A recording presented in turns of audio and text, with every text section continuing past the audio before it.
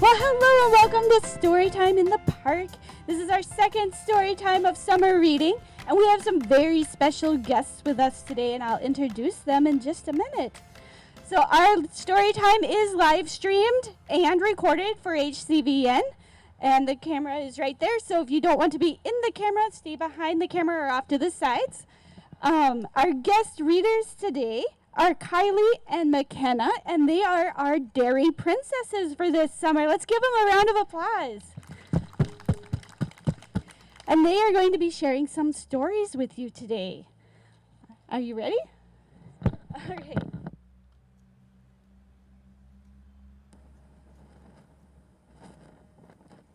All right, so we are going to start off by reading some books about cows. How many of you guys like cows? How many of you guys like ice cream? Yeah, that's what I like to see. Okay, so this book is called Cows.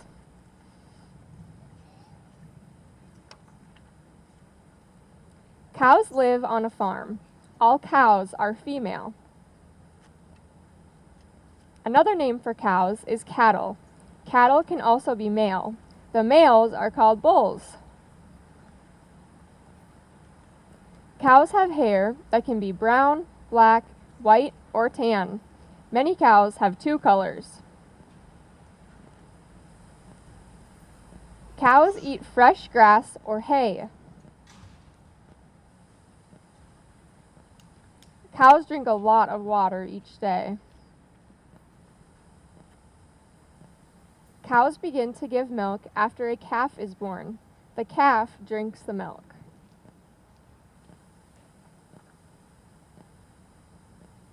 Cows give milk through their udder.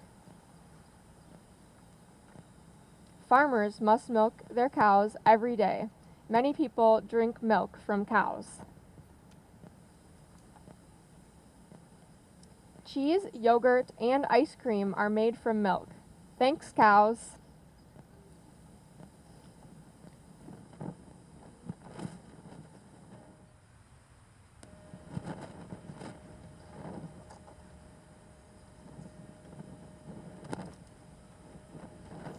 It starts with a cow.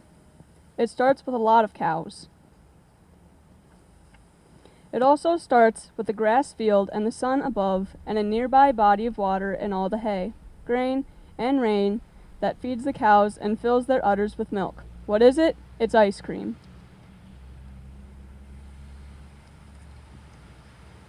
Every day, the cows graze in their field until it's time for milking.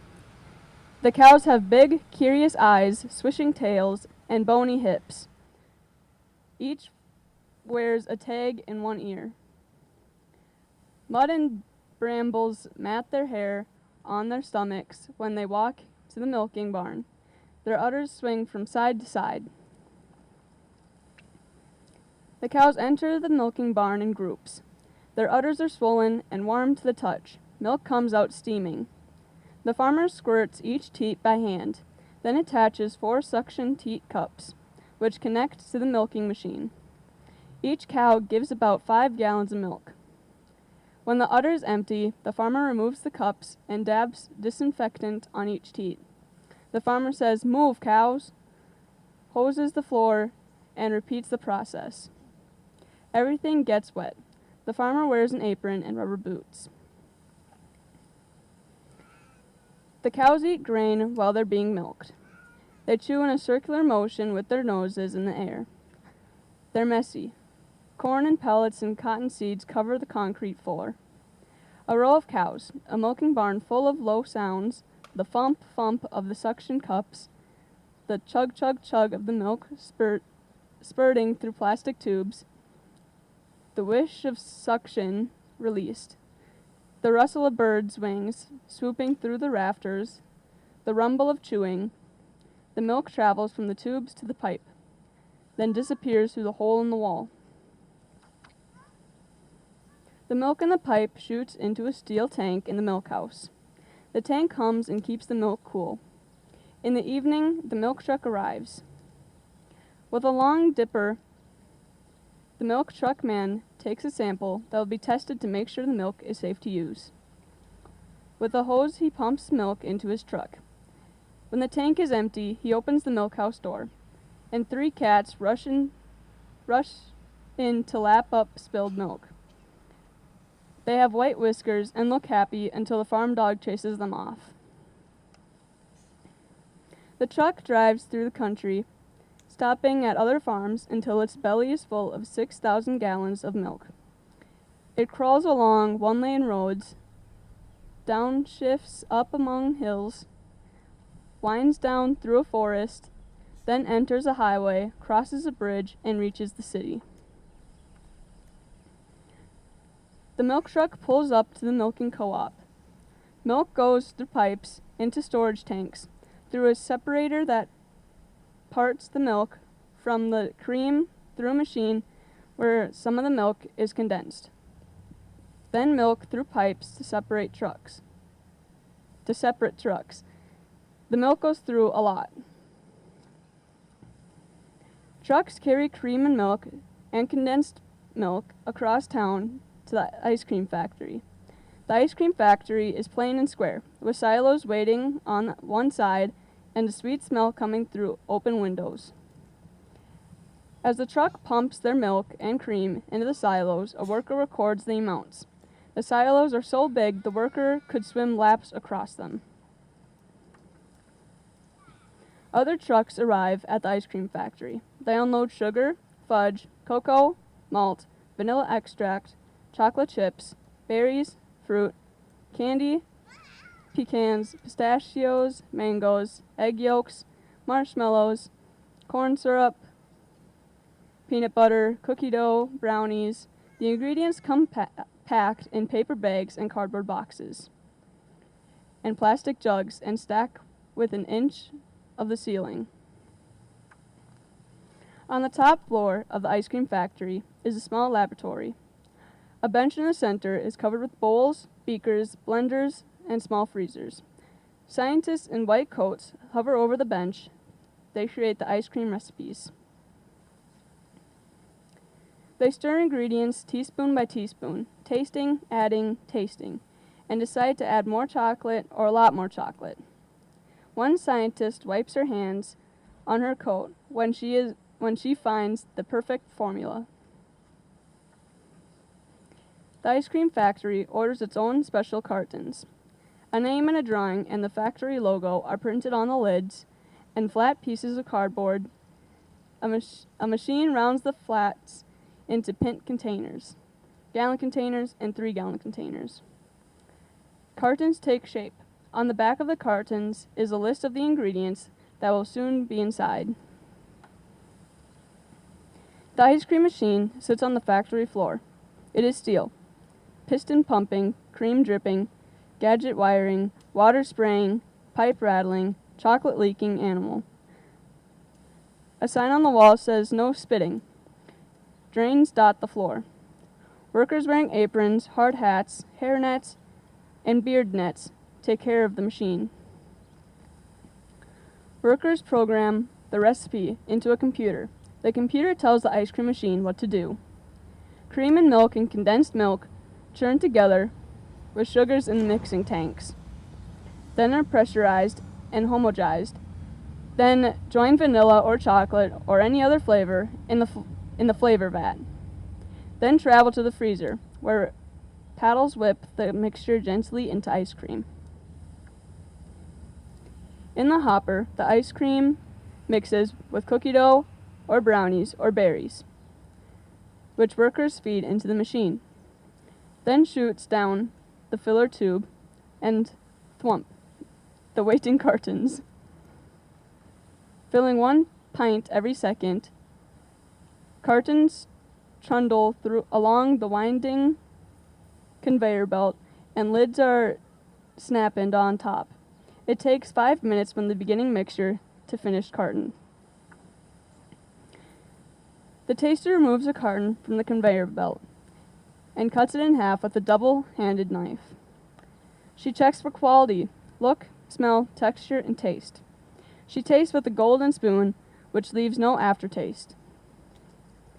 Her cheeks bulge as the swirls ice cream around her palate. She smacks her lips, says marvelous, then rises. The taster is so important to the ice cream factory. That ensures her tongue. The conveyor belt carries boxes and cartons through the tray room where the temperature is 40 degrees below zero. Cold hardens the ice cream. As the conveyor belt enters the warehouse, a forklift lifts the cartons, carries them into a machine that wraps them in plastic, then stacks them high on wooden pallets. The forklift driver wears a woolen hat with a hole for his eyes. Other workers wear puffy jackets. At the ice cream factory, workers load boxes of cartons into refrigerated ice cream trucks. A driver checks his clipboard to make sure that he has all the ice cream he needs. Then he drives to grocery stores and stocks their ice boxes, to supermarkets and fills their freezers, and the corner ice cream parlors where the 3-gallon tubs he delivers will be scooped into cones. The ice cream truck has one last delivery. It leaves the city and crosses the bridge, enters the highway, downshifts up through a forest, winds down among round hills, crawls along one-lane roads, and drives through a county to the farm. The ice cream truck pulls up to the milking barn. The driver gets out and gives a few cartons to the farmer. The farmer thanks him, then walks out to the field and eats ice cream with his cows. Well, he lets them watch.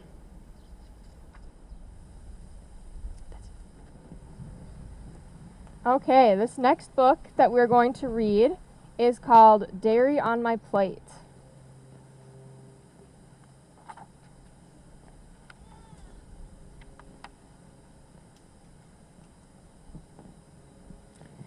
Okay. My Plate. The Dairy Group is a tasty part of My Plate. My Plate is a tool that helps you eat healthful food.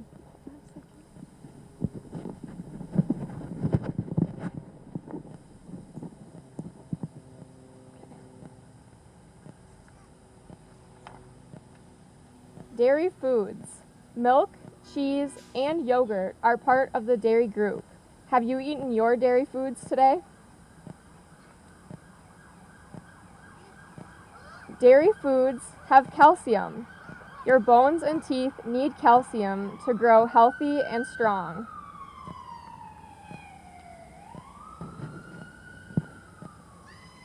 Kids ages 4 to 8 should eat and drink 2.5 cups, which is 600 milliliters, from the dairy group every day. Enjoying the dairy group. Different kinds of milk have different amounts of fat. Choose low-fat milk. It's better for you. Cheese can be hard, soft, yellow, or white. An adult can help you read the labels to choose low-fat cheese. Dairy foods taste great with other foods. For a sweet snack, add fruit to your creamy yogurt. Add low-fat yogurt to your baked potato. Sprinkle low-fat cheese on a bowl of soup. Cream Pops are yummy on a hot afternoon. What dairy foods will you choose today?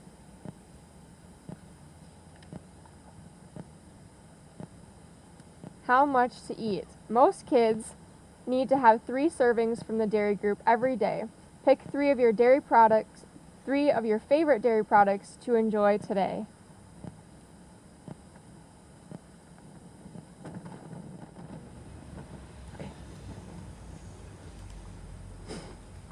Cinders, a chicken Cinderella. Snow on the outside, feathered friends on the inside. Every evening, Tasha took oats to little Cinders and the other chickens in the old tower. This evening, a blizzard was raging, and Tasha had to struggle through the wind and snow to get there. Inside, the old biddy, Lagressa, and her daughters, Pecky and Bossy, pushed Cinders out of the way and ate up all the oats before Cinders had any. She hid under the wood stove until Tasha lifted her gently onto her lap and fed her. After all the chickens were cared for, Tasha tried to leave, but snow had piled up against the door. Her father was traveling and wouldn't be home until the next day, so she curled up near the warm stove.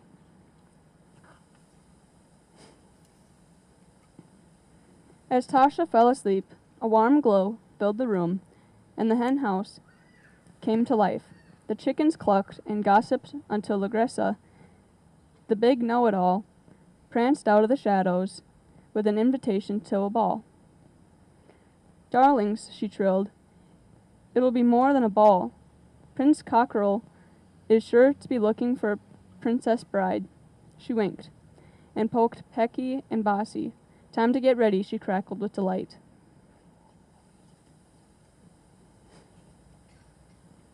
"Cinders, lace my lacings and shine my slippers," Pecky ordered. "Bring warm water to scrub my toes," Bossy bellowed. "Do me first," Lagressa ordered. "Trim my tail feathers and fetch my jewelry box." Cinders didn't know where to start. The primpling and fluffing, shining and smoothing seemed to go on for hours. Would she ever have time to get herself ready for the ball? What will she wear? She began to wonder if she could even go.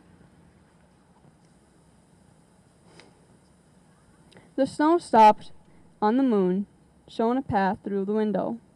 The chickens, dressed in all their finery, flew off to the ice palace, all except Cinders. She looked down at her wet feathers and frayed wing tips and started to cry. Suddenly, the log in the stove flared. Into the light flew a beautiful, silky hen Cinders had never seen before. "I'm here to get you ready for the ball," the silky promised, and brushed Cinders with her wand. Cinders found herself wearing a splendid silver sarafan dress where ashes had covered her feathers. A silver sheen sparkled. On her feet were the loveliest crystal slippers, and in a basket nearby, one of her white eggs glowed like the silvery sheen of her dress. Next, the Silky rolled out a pumpkin. She called the pigeons on the rafters and pulled some mice out from under the floorboards. Lastly, she summoned 3 ducks. Then she brushed them all with her wand. The pumpkin became a fine sleigh. The pigeons, elegant footmen, and the mice, in matching livery, drove the trochea of ducks, all in gilt harnesses.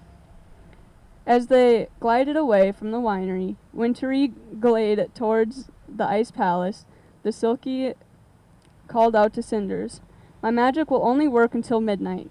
When the ice clock chimes 12, everything will be as before." At the palace, the ball was beginning.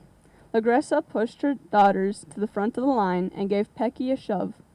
The prince, ever the gentleman, caught her before she fell. She looked up into his eyes, swooning the way Lagressa had taught her. Once all the guests were announced, Pecky and Bossy stayed close to the prince, keeping him away from the pretty young pullets. The door opened one more time. Everyone looked to see who the last guest could be. Cinder stepped daintily into the ballroom, her eyes sparkling, her head held high. No one recognized the little hen. Prince Cockerel went forward to meet his beautiful mystery guest. He could not take his eyes off of her. This is the one you're gonna have to open. The Silky peeked through the windows. Prince Cockerel was letting Cinders onto the dance floor.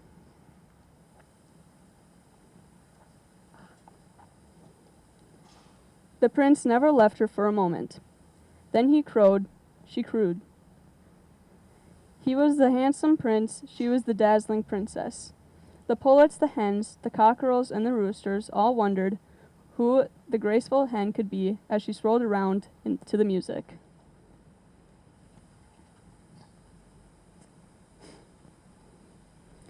The hour grew late. Dark clouds moved in and covered the moon. The ice clock began to chime. 1, 2, 3, 4. Cinders turned away and flew out the door. 5, 6, 7, 8. She fluttered against the gate, losing her crystal slipper. 9, 10, 11, 12. The little gray hen felt herself growing lighter as her silver dress turned into her old frock. She was covered in ashes just like before. The spell was broken. She flew home and settled on her nest under the stove until the flock returned. The next morning, the chickens twittered and clucked, wondering who the beautiful mystery guest was and why she had flown away. Suddenly, they heard the sound of bugles, and light from the stove lit up the tower. In came the prince, carrying a crystal slipper, and Cinder's egg nestled in its basket. I will travel to the ends of the earth until I find the one who wears the slipper and lays silvery eggs. She is my true love, crowed the Prince Cockerel. The prince of my heart. The princess of my heart. All the hens lined up to try on the slipper. Big feet, long-toed feet, duck feet. They were all tried. Not one foot fit into the dainty crystal slipper. When Pecky jammed her foot in, her toes buckled under, and she went off in a huff. Bossie's feathered foot was so large that she tried to hide it by pulling the slipper along with her big toenail.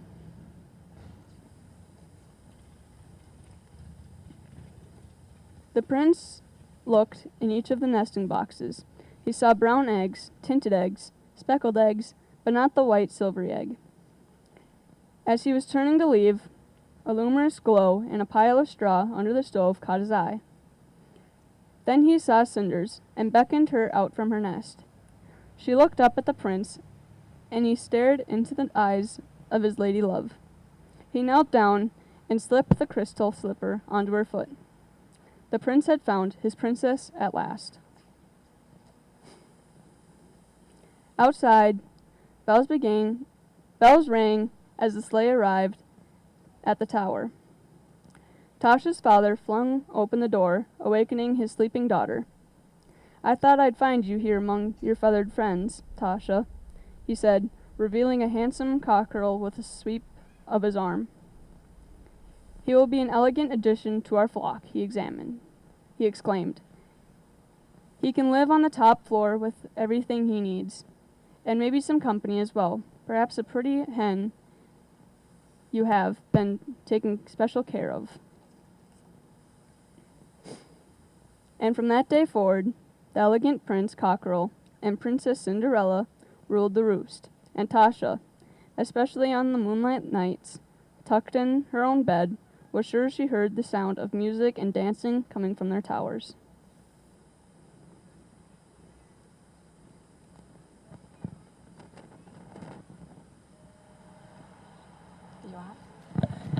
All right, that's our story time for today. Let's give a big round of applause for our dairy princesses one more time. Thank you so much for coming out and reading us